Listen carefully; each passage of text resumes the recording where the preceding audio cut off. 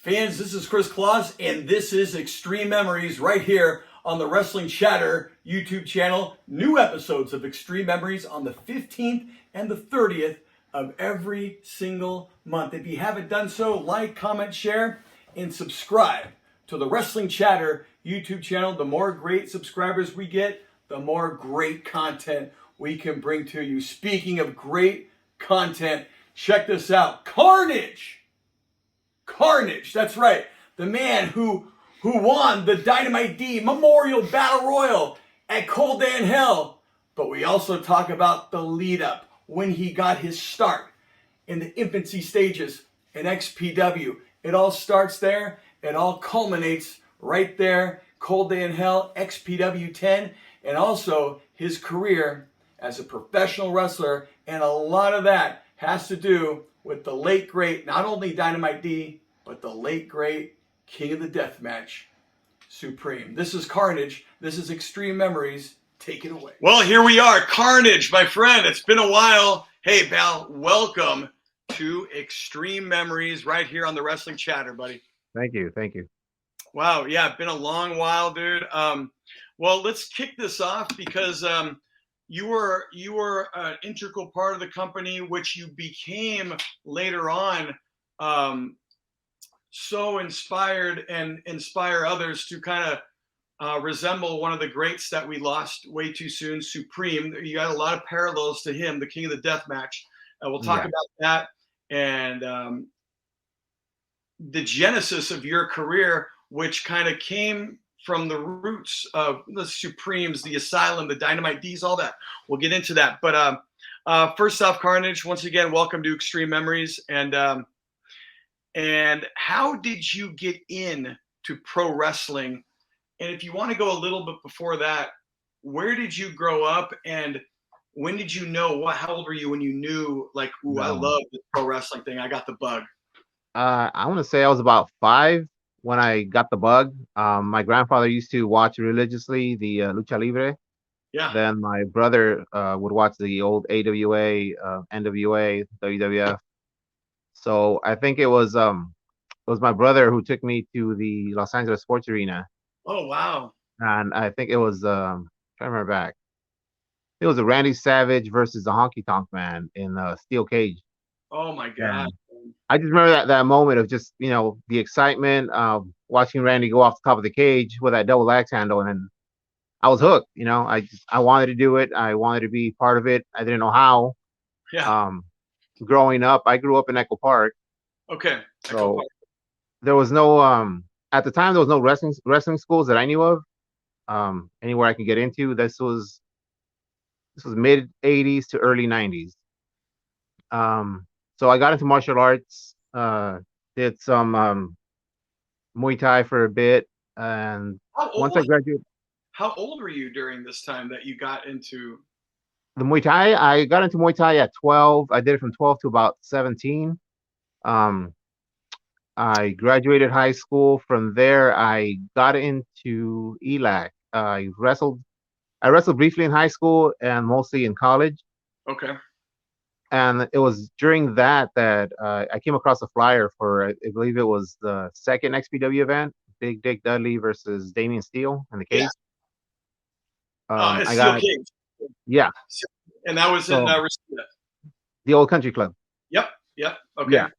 I remember I went there. Me and my brother went, and we watched the show. I enjoyed the show, and I just figured, I saw everybody tearing down the ring afterwards. I kind of stuck around. And I approached Kevin Kleinrock, and asked if there was any type of training or any way I could get in, help out. So Kevin kind of started me that night. He just said, well, you want to be part of it? He said, grab a rope, grab some stuff and start helping us. So I helped out. I stuck around the rest of the night. Then I think it was about 2 to 3 weeks later, he called me up and said, hey, we're having an orientation. We're going to be starting up a school if you're interested. Yeah. So I showed up, sat through the orientation, and I guess the rest is kind of history, Okay, so that's very interesting. And so how did you find out? You said you got a flyer, or you saw a commercial for the? I got a flyer. I got a flyer at my college, actually. It was over in East LA. Where'd you go again? ELAC, East Los Angeles College. Okay, so they were flyering there, man. Yeah, I remember, man. We were flyering every Everywhere. that man. Oh man, I can't tell you how much anywhere and everywhere.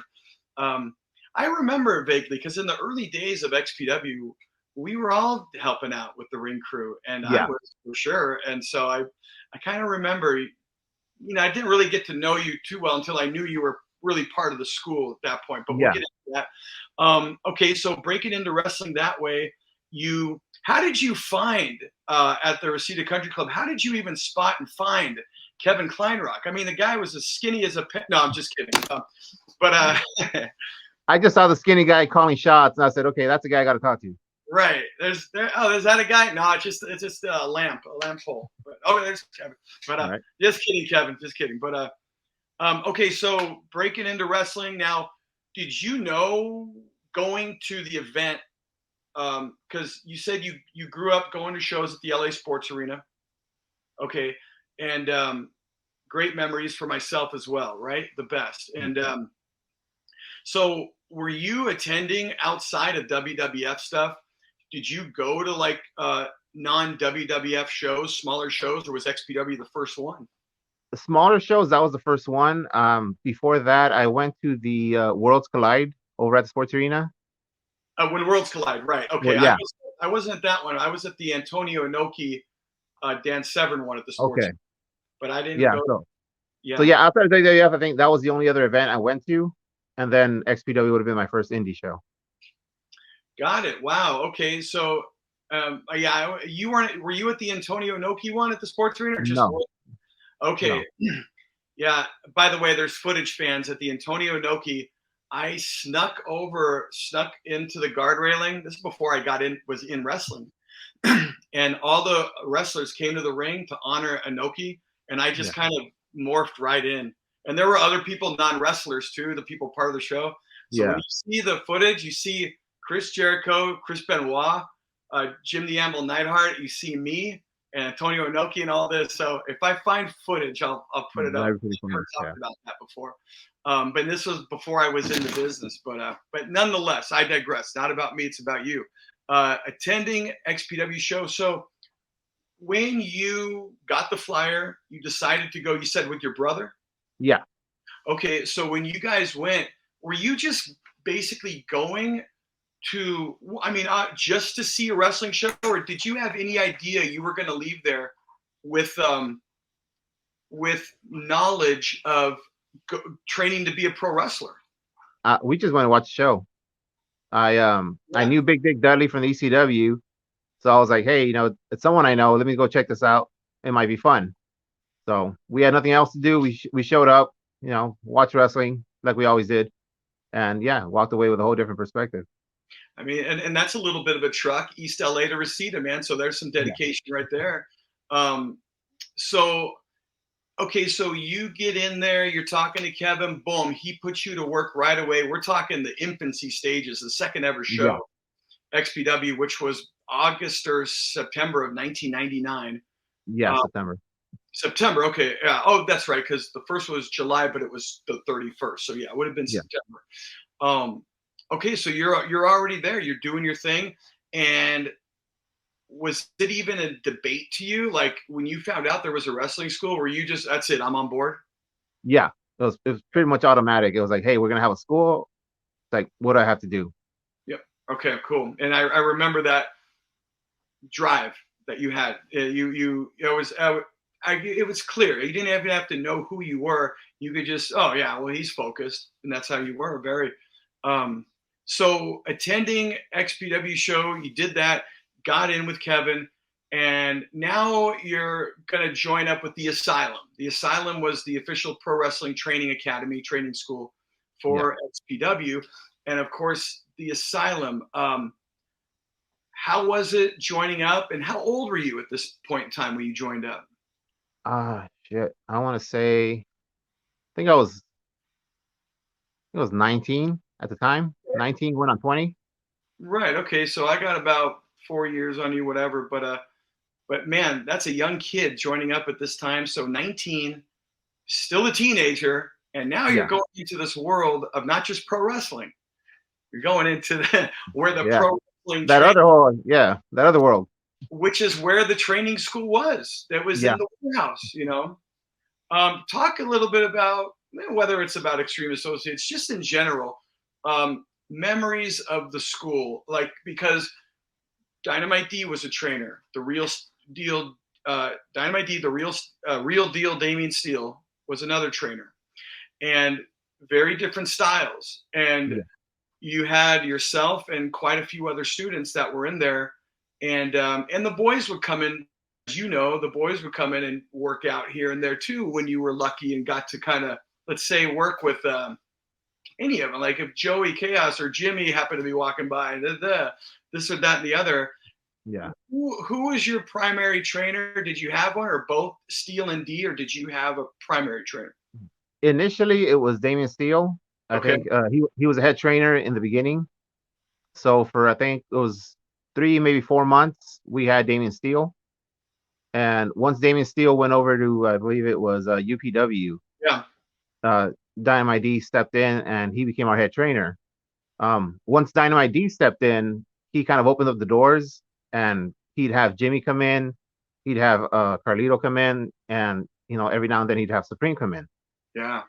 And at the time, I believe Supreme was running his own training, just him, Joey, and Andre at the time on Saturdays. Mm-hmm. And this is when nobody would train Andre because of the whole backyard thing. Right. So Yeah. when Supreme came in, yeah, Stigma, yeah, backyard wrestling, right? yeah. So Damien wouldn't touch him. Damien Steele was like, I'm not going to train him. So Supreme kind of stepped up and said, I'll train him. Then when Supreme started coming in, I believe it was Dynamite D that was just like, hey, Supreme wants you to come over on Saturdays and work out with him and the rest of the guys. And just point of reference for the fans, Andre was a wild little dude back in the day, and Andre, and but no, Andre was so like you, man, so dedicated, and kind of a joy to watch him at the shows as a fan. Like, okay, dude, this guy's gonna do something with this business. You can just tell. Yeah. And but for those point of reference, Andre was known in WSX's Youth Suicide and Lone Star or Evil Lone Star, whichever one, became a deathmatch wrestler. But he was little kid Andre back in the day, screaming and yelling in the front row. And there's a lot of XPW footage, like Jimmy coming to the ring, spitting out, Andre sitting there. Yeah. So he's kind of immortalized within XPW in his own way. Kind of cool. But okay, so that's the difference now. Yeah. D was kind of opening up more doors. It wasn't so limited. Yeah. With Damien Steele, it was a little bit more limited. It was we had to follow just the mold and don't train outside of that. So when Dynamite D came in, Dynamite D was like, no, you got to train with everybody. Get used to different styles. Get used to different people.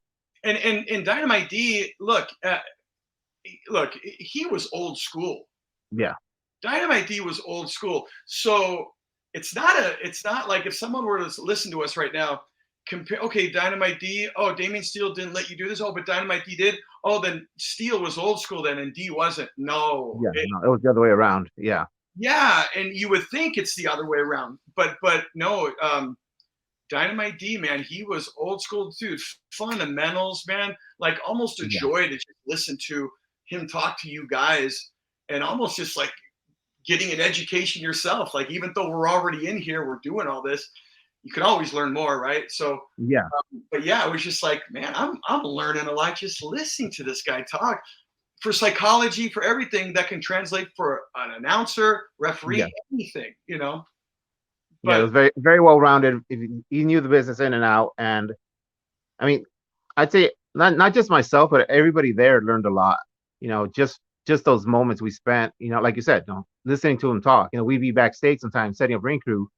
He'd come in, joke around, and then, hey, let me tell you a story. Yeah, and just start going. And you kind of forget that you're working. You're setting up the ring. 1 minute you're angry, like this doesn't fit. We got splinters. We've been up all night. And then here comes D with the punchline, and like makes it all better. The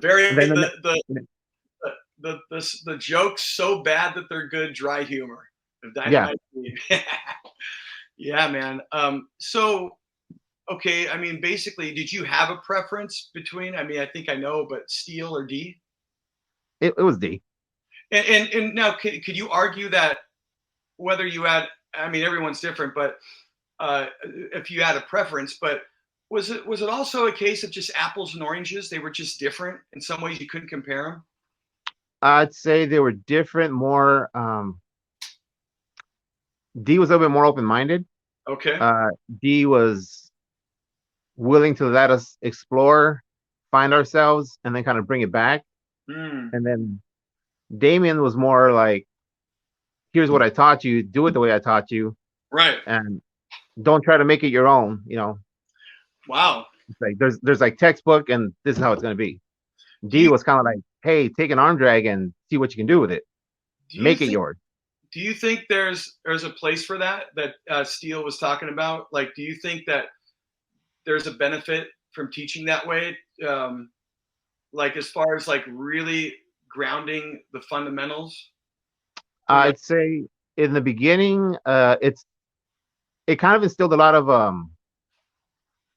what can I say? I guess a lot of loyalty on our part. mm, I guess it was more like if we don't venture out, we don't explore others, and we're kind of just his.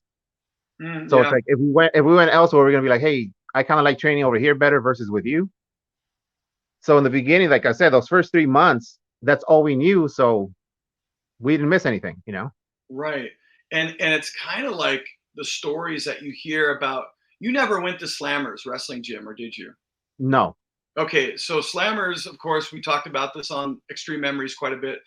One of a kind place, and it was just hidden in the undescript little part of this northeast San Fernando Valley.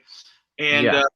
so that was Dynamite D had a falling out with Vern Langdon, who was running it. Now, Vern was really, really old school, but he kind of had the same principles you're talking about when referring to Damian Steele's school of thought.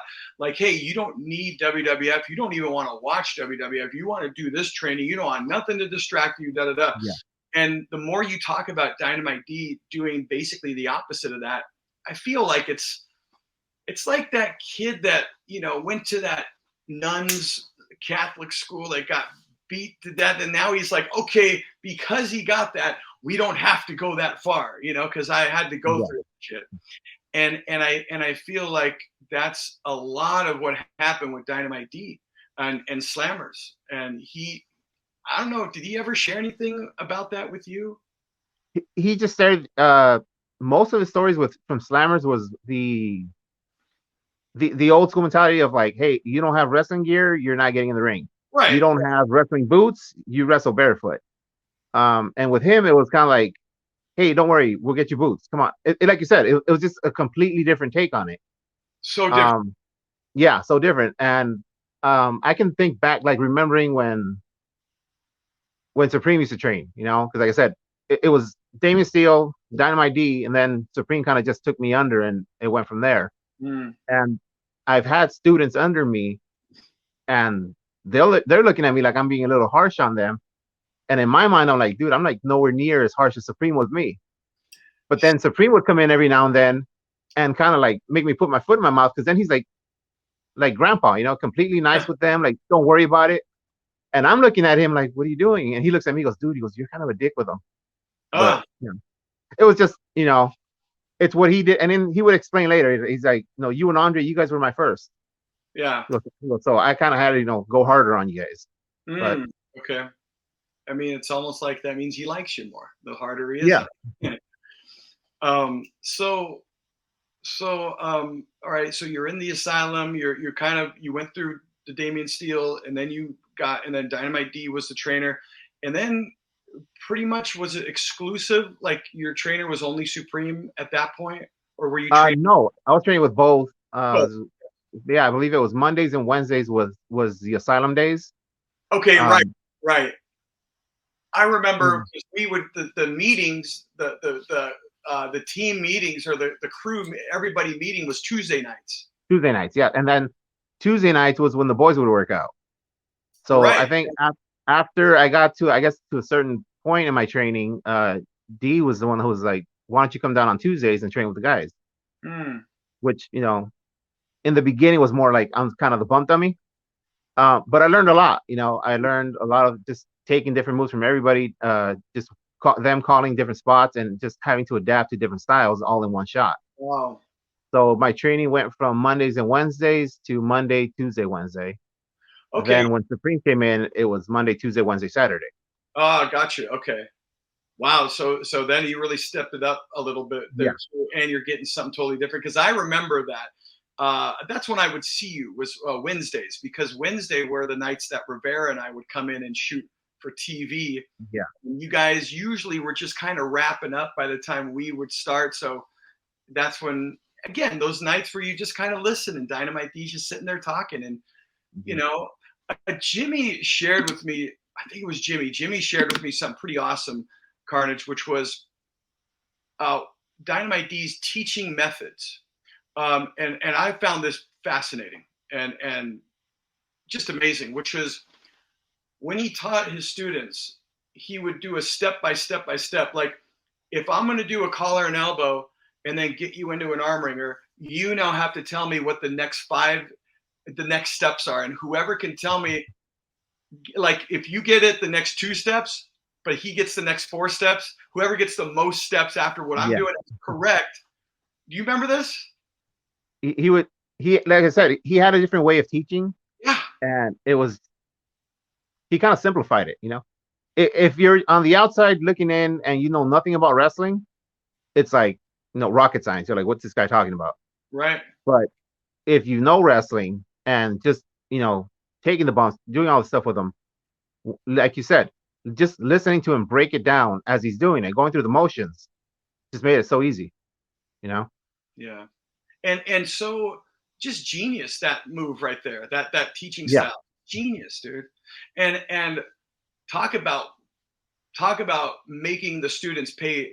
You better pay attention if you're gonna be able to complete an assignment like this, dude. Now you gotta pay attention. You know what I mean? And I think it was working under D that I started just taking notes. Like, I literally would have a notebook during training, and at first I was like, okay, I'm gonna look kind of stupid just taking notes, but I mean, it helped because I would go home and then on my free time I'm just kind of going back on my notes, like, okay, step by step, going writing down spots, writing down just everything. And it was D that really taught me to appreciate the chain wrestling.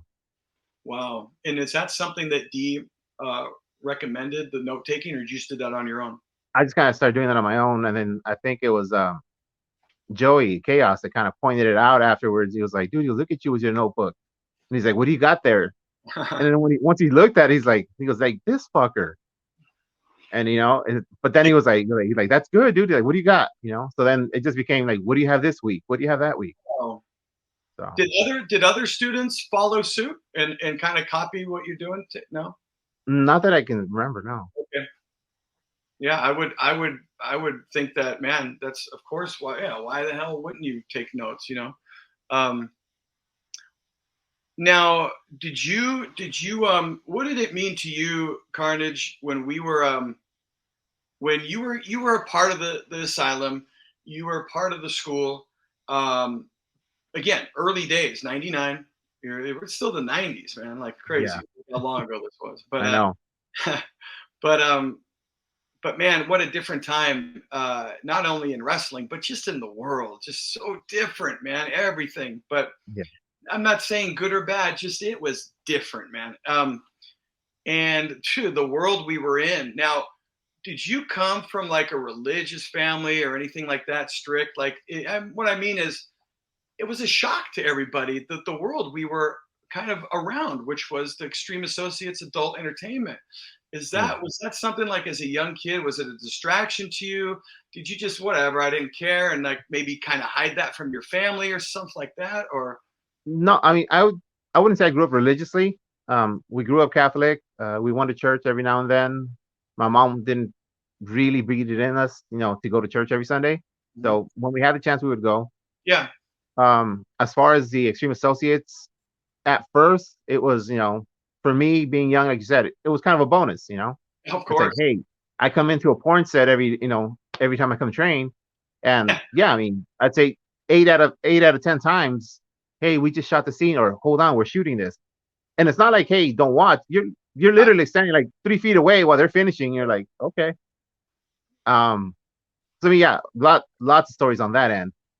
But I think it was Patrick Hernandez, who during, I think it was during the live shows, really would, not so much of the porn, but really would kind of just, beat it in us mentally that, that whole don't mark out thing.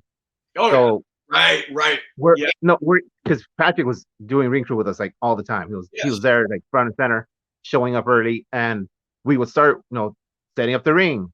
Patrick's like, hey, so and so is gonna be here. Yeah. And then right after that, he follows it up with, you motherfuckers better not mark out. He goes, don't fucking mark out. He goes, you mark out. He goes, you're a fucking bitch. He's like, because if you mark out now, he goes, you're forever gonna be a mark. Yeah. He's like, remember, he goes, they made it, you haven't. He goes, that's the only difference. He goes, don't put yourself on that fucking level. Yes. And I mean, to this day, I take that. But then it kind of transferred into the porn thing, don't mark out. Right. Don't mark out, So after a while, it was kind of like, okay, you guys are, it was exciting at first. Then it was like, hey, can you guys fucking wrap it up? We want to train. Exactly. Right. And you don't want to disrespect what they're doing. They're making a buck too, but at the same time, look, man, if we're going to share this facility, like, then we need to share this facility. And no, man. Yeah, right. Let's see, 19, 20-year-old boy, a guy going in, porn. Yeah, twist my arm. Fine, I'll go in there. Yeah, right. Yeah. And then those days when they say, hey, can you stay extra and help out? We need help over here, help in the warehouse. It's like, I'll help.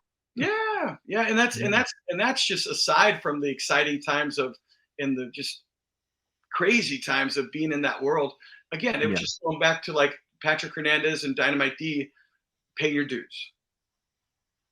And that's and I think most of us were happy to do that, man. Like I was I was very happy to like help put the ring apart. Yeah, with the long ass nights, and it was, but man, like that's what you do if you want to be back here. And I learned so much during those times, Yes. Just the production of it. Right. And Patrick was a good one. I mean, Patrick and Dee were very similar in their thought. Yeah. And, where their values came from. Extremely similar. And you could tell me a Dynamite D story and you easily just attach the Patrick Hernandez name to it, or Pat story and attach the name Dynamite D to it, really. And that was such a learning experience for all of us. Like, again, the don't mark out. Yeah, you hear that, but now you really know what that means. Yeah. You can hear it online as a fan. All right. But now you really know why you're experiencing it. Yeah. And I see it. I mean, I see it in workers now, it's like they show up at the show and it's like, they have that moment where they mark out. And then I'm just kind of like, okay, someone just never put that there for them. Yes. Right. And I appreciate Patrick for it. Yeah, there's a fine line, man. Like I remember when Terry Funk came through, and look, dude, at the end of the day, we got to show them our respects. And again, like, hey, you're coming in really to help us out too. But there is a fine line. You want to show your respect and not mark out, because you don't want to not show respect. Yeah. But, and that was the thing. Yeah, you couldn't go either side of the spectrum is bad. You can't totally mark out, and you can't just ignore him. Both you just don't do. And you say hello, you shake the hand, you say thank you for coming down. Yeah, but you don't carry his bags. Yeah, right. And you don't, hey, thank you for coming down. It was great having you here. You're a legend. I remember that one match. No. But no, it was a fun time. And we're there. How was it to you, a fellow Angelino, Carnage, growing up in LA, and then you're part of XPW. You're associated with it, but now we're going to the LA Sports Arena. How was that to you, especially growing up in LA like we all did? I would say it was very surreal. Just from that, I think that first time I set foot in there as part of XPW, it was the locker room end. It was like the backstage, the setup, and then once everything was set up, just kind of looking out there, it's like it was a big thing. You Crazy. know, it's like we're on the other end of it now. And then Yeah. the live shows there were just, I think they were completely different than anything else that was going on. Well, oh, I'm sorry. Say that again. Which was different? All the shows that happened there That led up. before, and then XPW that being there, it was just completely different. Oh, are you talking about our shows? Like yeah, WWF being there, and you Oh, know, just you're talking about the sports arena itself. yeah, the sports arena itself. Yeah. Okay. So, yeah, in some ways, it was like, okay, all of our shows, Reseda, Ventura, this, that, and then, okay, and then the Palace in Hollywood. But then once we got to the LA Sports Arena, now it feels way different than our other Yeah, shows. so And it's like also, and also like what you're saying too, the sports arena itself now feels different from all the wrestling it has had. But yeah, again, it kind of elevated XPW just because whether it was changing or not, the shows at the sports arena, just the fact that we were there, man, I mean, could describe how elevating that was for the league at the time. yeah, And I think that's the best way to describe it, bro. It's just like I remember too, like walking in there, and then I remember walking, I came right to the aisleway, and I'm standing by the X's looking at the ring, and people were yeah, still setting up, and I was like, wait, what? No. Like, okay, I'm yeah, looking at the seat. Oh, that's where I was sitting for WrestleMania 7 right there. yeah. It takes you back. You know, your childhood kind of just all comes back to you. And it's like, but from the other end now. It's totally. I mean, I Yeah, literally remember walking up to the concourse, the top section, trying to kind of map and gauge where I was sitting at WrestleMania 7, dude. And yeah. I maybe guessed somewhat right, but I didn't have the exact The seat number. area. Yeah, Yeah, and again, growing up in California, Angelino, look, XPW, we were syndicated, America One Network, and yes, the fans that weren't in LA here, oh, the LA Sports Arena, oh, okay, that is cool. WrestleMania was there. Okay, the Clippers played there, Lakers played there, whatever. Lakers played there before the Forum, but yeah, but it was one of those things where, as an Angelino, it wasn't just because it was a major arena that NBA played or whatever. It meant something to Angelinos going to the LA Sports Arena. yeah. And you too? Did your family come and check those out, or? Yeah, my mom, it's ironic that my mom would come and check out, I think 80% of the XPW shows. Wow. And once I started doing death matches, she's never once seen it. Oh, no way, She man. like she refuses to go. So, that's mom. It's So her boy's not getting killed, so she can go see yeah, it. Yeah. Hey, man, I wouldn't want anyone's mom to be any other way, but that's that. Yeah. But yeah. but okay, so we're there now. We're doing our thing, and then later on, what was it more impactful to you, being at the LA Sports Arena or the Grand Olympic Auditorium? I would say they both had their moments. Sports arena, obviously, that was where I first like truly knew I wanted to do that. Grand Olympic, it's just the Grand Olympic, there was something about it. When you walked in and just the empty building, you could kind of feel the energy. Just like so much history in that building alone. Right. And it's like, even if you weren't a fan, if, whatever, thing you're into, they've had boxing, they've had concerts, they've had so much there. And there was just like this energy that goes through that locker room. Yeah. And, so it was a different experience. Plus the Grand Olympic, being there after the whole ECW incident, that was another bonus. So that's interesting. So you were part of that. Where were you during that ECW Heatwave? I was inside, I'd say maybe about 15 rows back from the floor. And when it all broke out, I remember kind of rushing towards the ringside just because, it's a fight, always eager to throw a swing. And yeah, we ended up kind of getting rushed through from the audience through the doors and into the street. And once we got to the street, it was kind of like, just warfare and people swinging from left and right.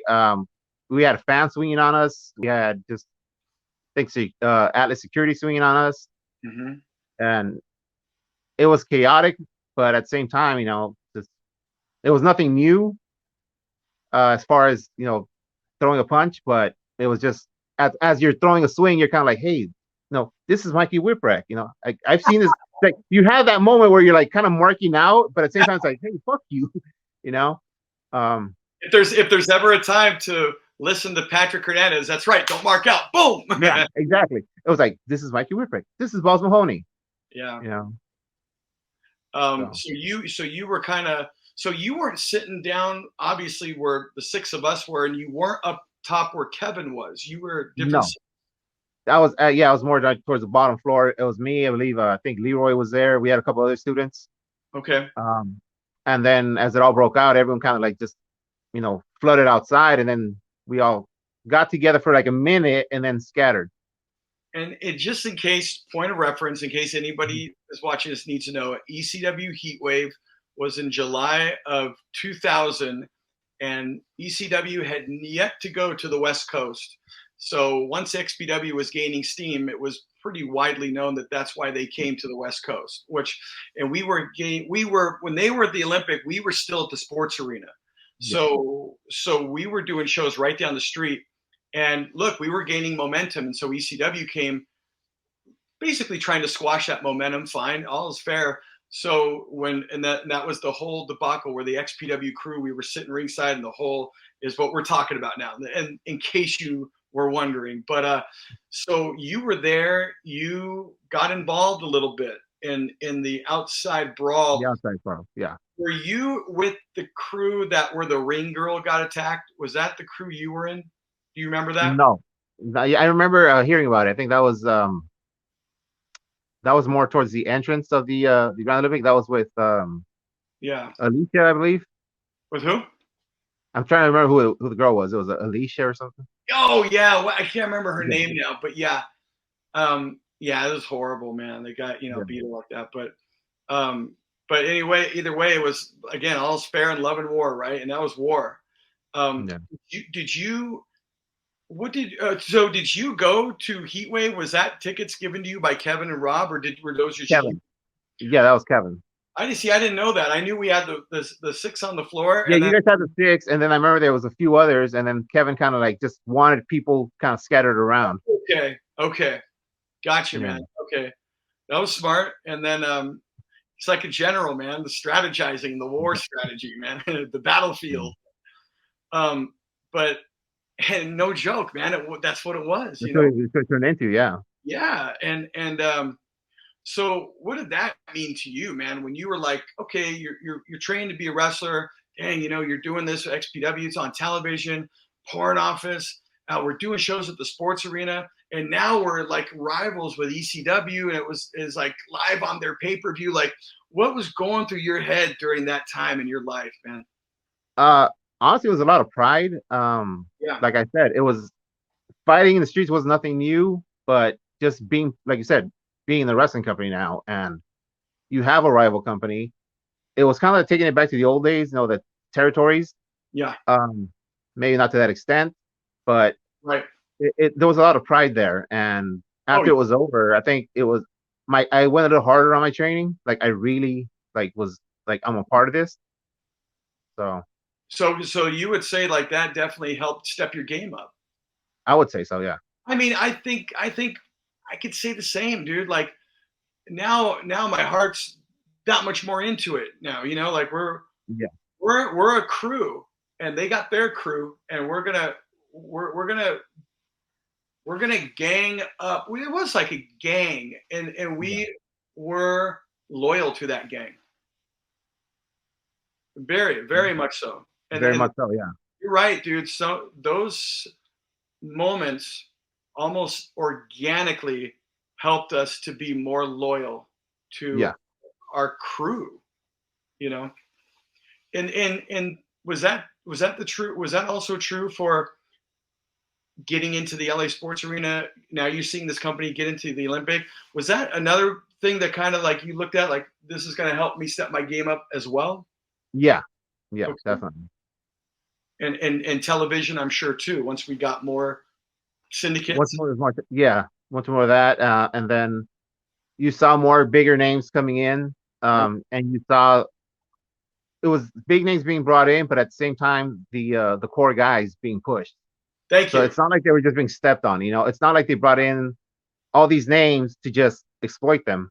They Right. brought the names in to help build, the core guys, and I think that was a big important factor as to why I really wanted to stay, really wanted to give it my all, Right. because I saw the home guys being used, I guess, taken seriously. Yeah. They, we've got we've got an industry where it's not easy to go out there and make a name for yourself, especially in the like I said, late '90s, early 2000. We didn't have social media. Right. We didn't, the only way to get out there was, hey, here's my 8x10 and word of mouth. Yeah. Yeah. Someone's gonna get booked. Hey, I got this guy. He can come in. Here's my card. I mean, I remember business cards. Yeah. Right. Just to Right. get a booking, business cards. Here's my 8x10. See if you got a spot for me. Show up with your gear, hoping you get a spot. Yeah. Now it's like, here's my highlight reel. Here's, I'm posting this. I cut a promo and the world can see it. I'm not on anything, but I'm gonna cut a promo just to get on.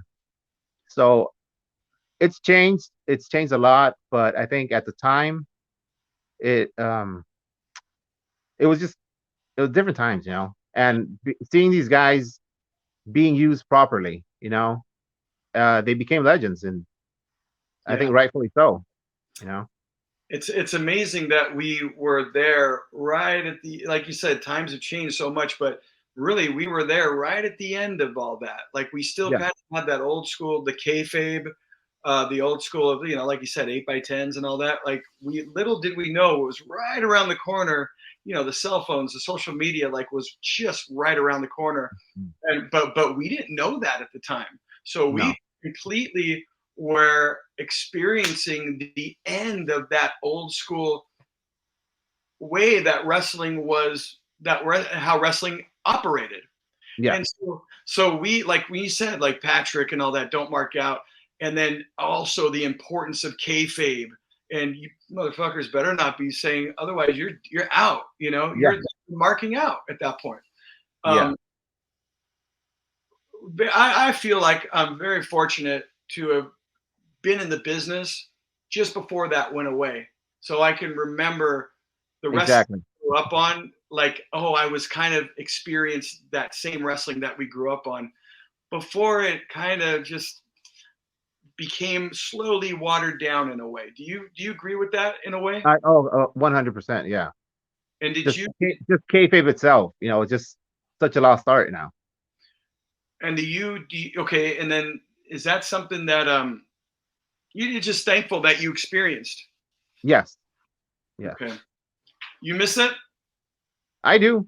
I'm not Yeah. gonna lie, I do, and I think even now, it's like there's moments where show ends and you've got fans kind of coming up to you and like, can we get a picture? And I still find it very hard to even talk to fans.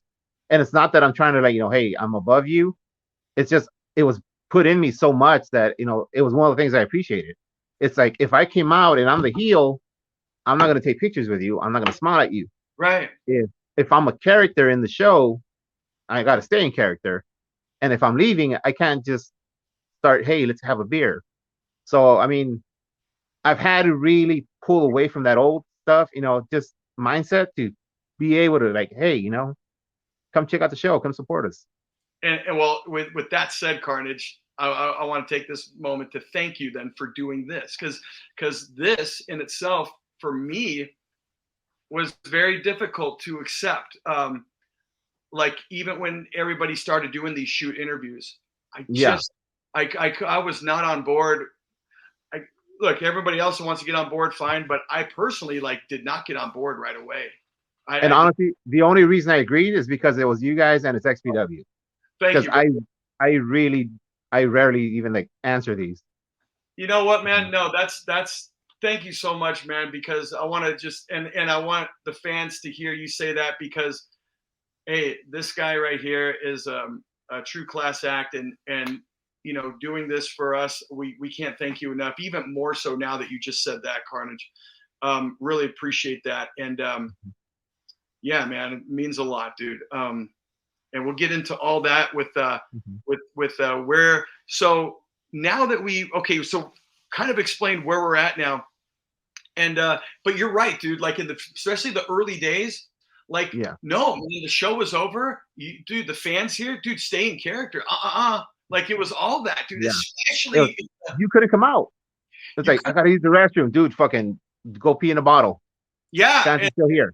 that's it. And especially Yeah. if the guys feuding with you, especially back when it first started, it Yeah. kind of lightened up a little bit because the industry was changing. Like by 2002 or 2003, Yeah. it was still like it definitely more so than it is today, but it really it started to lighten up a little bit. But man, those early 99 uh 2000, I'd say early 01, like dude, it was still Yeah. to me, that was the coolest part. It was exciting because it reminded you that, oh yeah, this is we're doing this. I'm a part of this kayfabe, you know. Yeah.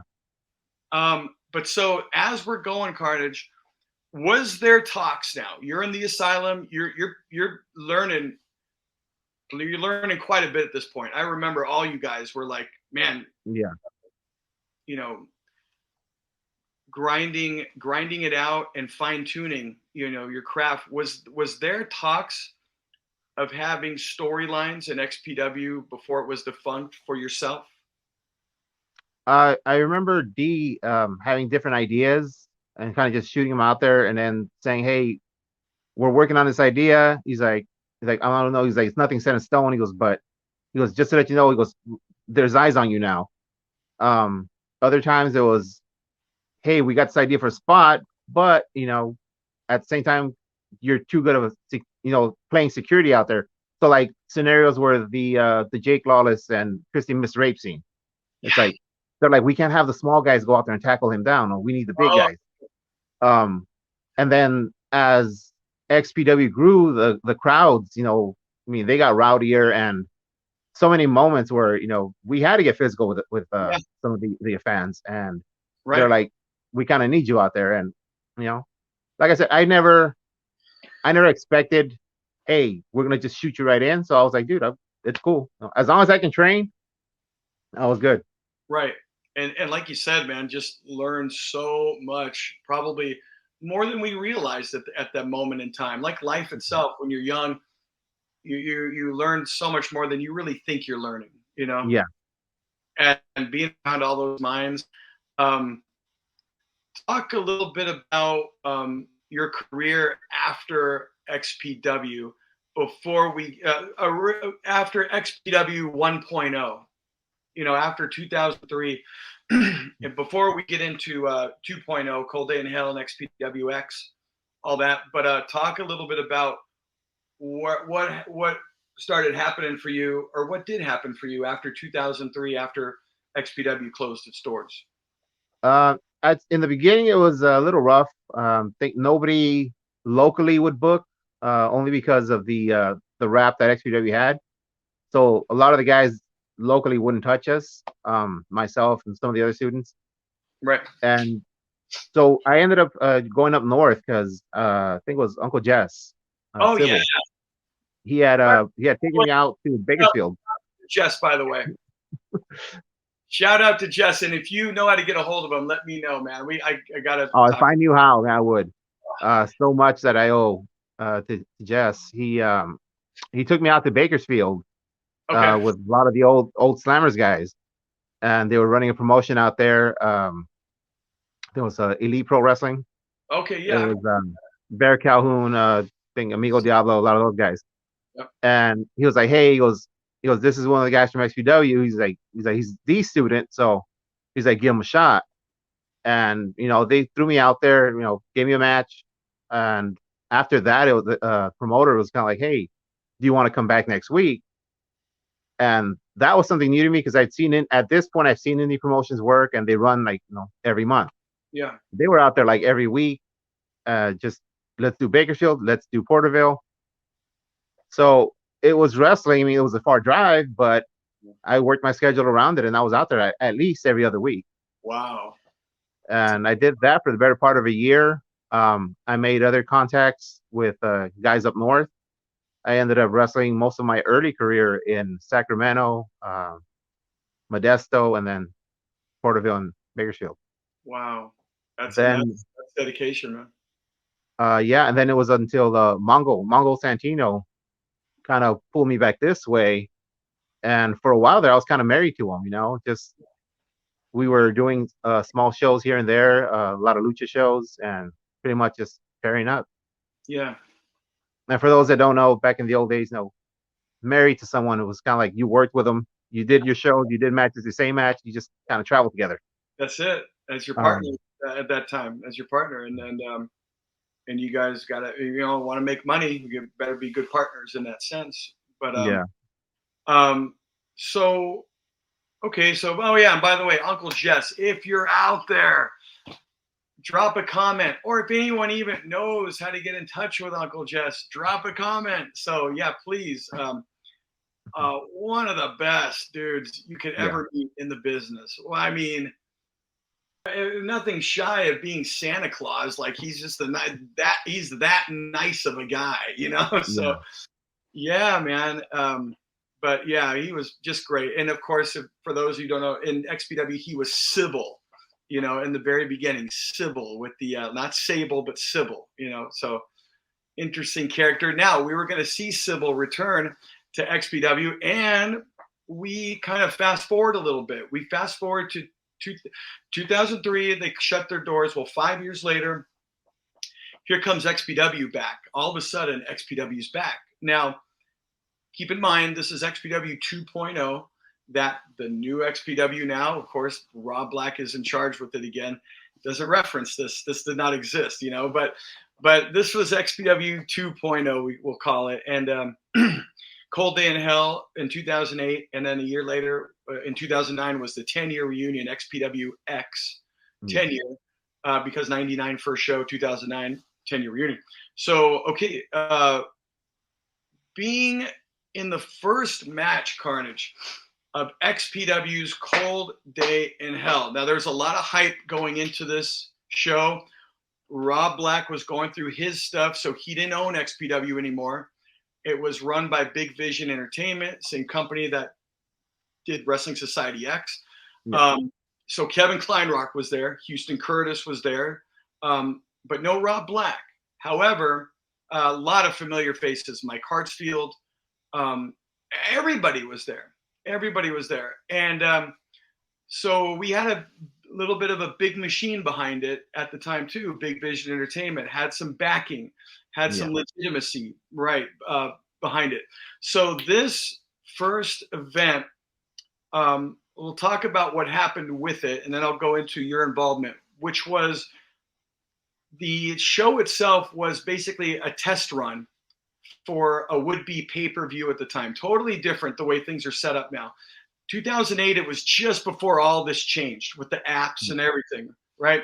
So you didn't have the old school pay-per-view, but it was kind of like that weird in-between time with technology. And that was the test run for the pay-per-view. And it did really well. It was already set to go on home video, which it did. But it did very well as far as companies wanting to pick it up for a pay-per-view. Kind of like how TNA did back in the early days, if you remember. TNA just had their pay-per-views. So it did very well. The rest is history because that was 2008. That was late May of 2008. And, the big financial crash basically put Big Vision Entertainment on the shelf and out of business ultimately. But so the timing just couldn't have been worse. But nonetheless, as it was going on, it was a big show, big crowd, whatever it was, 1,500, 2,000, I don't know, right around there. But the venue was packed, and it was a hot ticket, and people were excited about it. Redondo Beach, May 24th, Aviation Park. And at that point, we unfortunately lost some guys. And at the top of that list, as far as all of us that really knew these guys, not to take anything away from any of the other guys that passed, but as far as a local connection to XPW was definitely Dynamite D, and a local connection to Southern California wrestling. Because he got a lot of people, including myself, introduced to even the thought that there was indie stuff of any kind in Southern California through his cable radio Wrestle Talk show.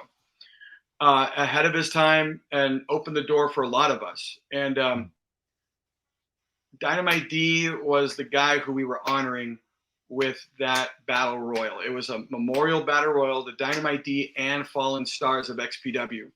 John Cronus, Chris Candido, Pitbull #2, Public Enemy. Like the list goes on and on. And unfortunately, the list goes on and on. But Dynamite D was the name because that was the closest tie to the original local XPW vibe. Yeah. What was that like to you, Carnage? Not only paying tribute, finally working your first XPW show. The show you did work was the big comeback show. And then, of course, you were the guy that won the D Cup, the Dynamite D Tribute Battle Royal. It was one of those moments that you, like you said, you kind of look forward to. I think wrestling under the XPW banner was the goal from day one. And then yeah, something like that, just honoring someone like D and winning it, it meant a lot. I think it meant a little bit more that, you know, I was able to hand the cup over to his mom. Yeah. And not only that, but I think given that it was a battle royal, that they still gave me the freedom to kind of end the battle royal my way, and you know, let me get it. Yeah, let me do it my way versus just over the top. So Yeah. And for those of you that don't know, this gentleman here lit his arm on fire, right, and clotheslined the last editor over the top and out. Yeah. Yeah. But I remember that was a great moment. And shout out to Edie McMillan, the mother of the late great Dynamite D, who that was not part of the show. That was not something that anybody told you to do. That was all you. Just fans, just let you know. When you watch that at Cold Day in Hell, when he goes over with the trophy and we announce it and all this, presenting it, that was not anybody behind the scenes. That was all this gentleman right here. And Dynamite D, we were talking before we came on air here, and to this day she still has that trophy. So good tributes to you, my friend. I'm glad she still has it. And good tributes to you for that being your idea to do that. How was that in terms of your first time wrestling for XPW? Was that like, it was like, oh, finally it all popped here? It was a rush. I'd say there was a lot of butterflies going into it, only because of the history. I think I've wrestled many times before that, never had a problem, but I think that night the butterflies were there. It felt like the first time all over again, you know. Did it also add to it, Carnage, Eddie, that you were not only in the Battle Royal and you were the paying tribute to D and you were winning it, but you were the Battle Royal was the curtain jerker. That was the first match. And I think I had to set the tone for the night, and I knew if the Battle Royal itself bombed, then it's like people kind of like, okay, dude, like what the fuck was that? So, I mean, I think throughout my career, I've always enjoyed opening up because it's one of those, okay, I don't have to top everybody else's match. But I think that night I felt like it's got to finish big. You know, it's got to be a good, just, you know, what the fuck was that right off the bat? So I think the fire was a good way to do it. It's a good touch, man, and it just again shows your expertise, your knowledge for the business. Look, good tributes to you for doing that with D. Yes, it came off great for a wrestling show, but really that it was more than just coming off great for a wrestling show. You gave that trophy to her. Also, that was your spot, man. You were the one that did that, the flaming clothesline. And guess what, man? That you're right, man. Now that you mentioned that, I mean, that did set the tone for the night. You know? I'm glad. Yeah, man. Okay, well, so let's fast forward 1 year. XPW X. Now this was you, Roman numeral X, XPW 10, 2009 from Hollywood, and this time you are in the ring with fellow Asylum member Andre, Youth Suicide, or what did he go by? Evil Lone Star and all that, but Lone Star. But so Talk a little bit about that, because now you're more known now. You Yeah. start doing more in the business yourself. You were kind of mentored by Supreme still. People kind of linked you up a little bit. There was also a great match. You were also wrestling, doing stuff for that FCW in the Olympic Auditorium between Yeah. these two times. But XPW 10, now Carnage is not just in the Battle Royal, but now a lot of people know about you. And the Battle Royal, I think, it kind of elevated you in itself, because now fans are going to talk about who was in it, especially the guy who won the Battle Royal, right?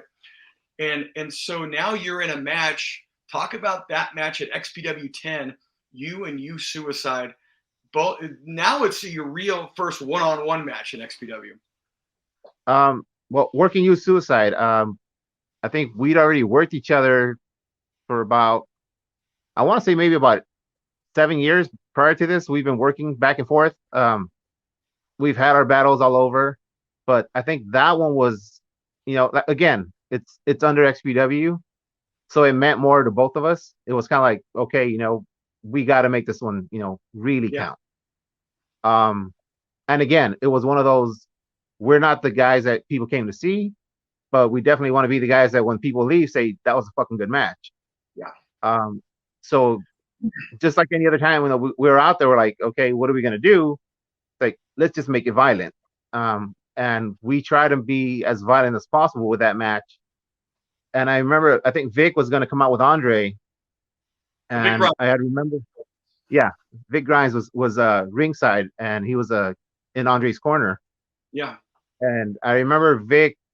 This was back in, I want to say, the Exploding Ring match, Vic and Supreme. Yeah, okay. Back at Port Arena.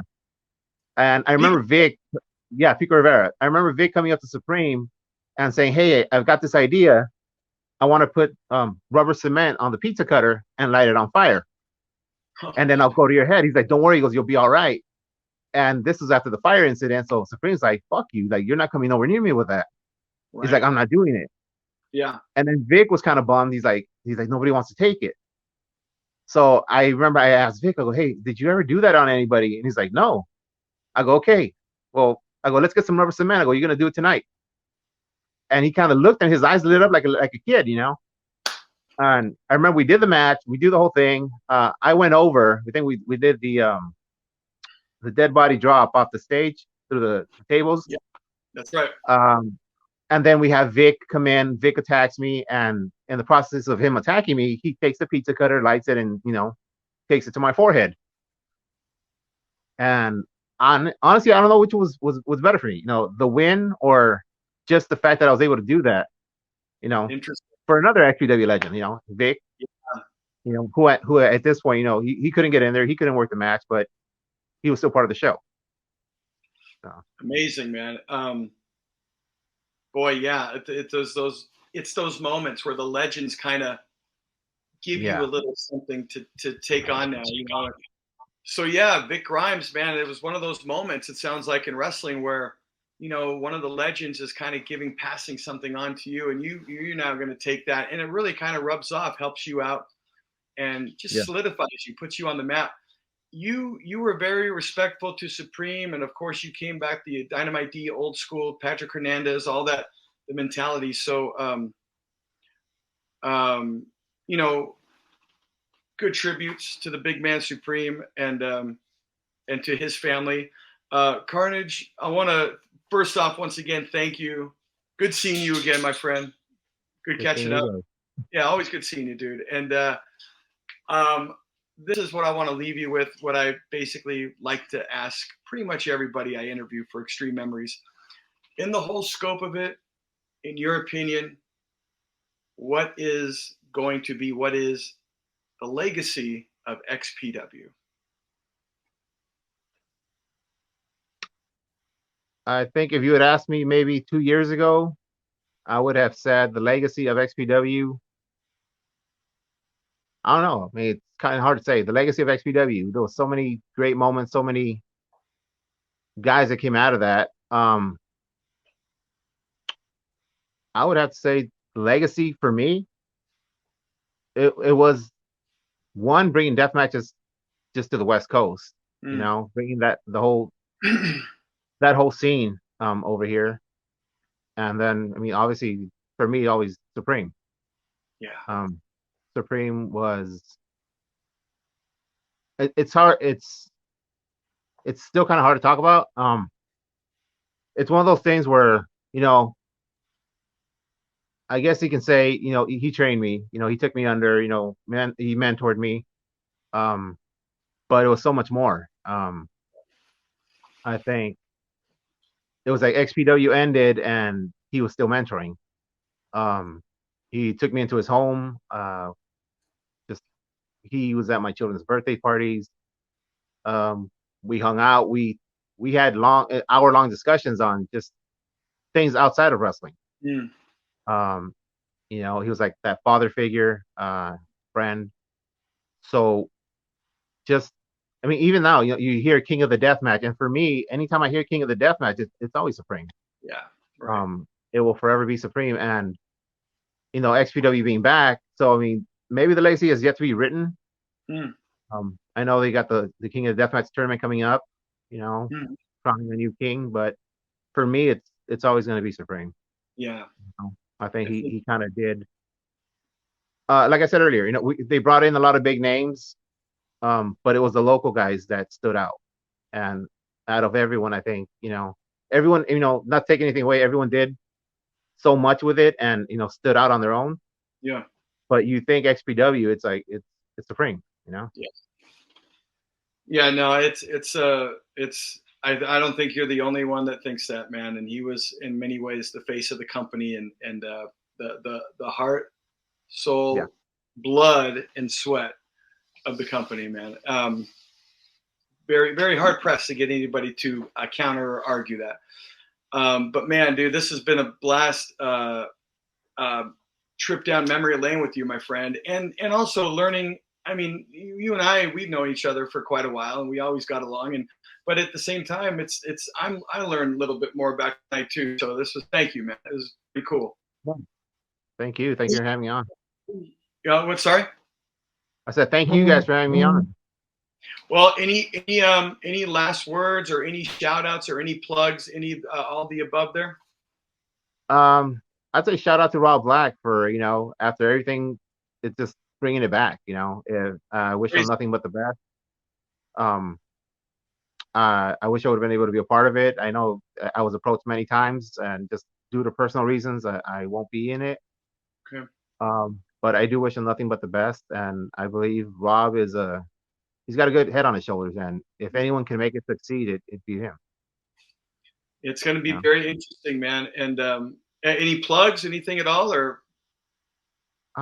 No. I think just anyone out there still wrestling, and you know, just give it your all. You know. Awesome.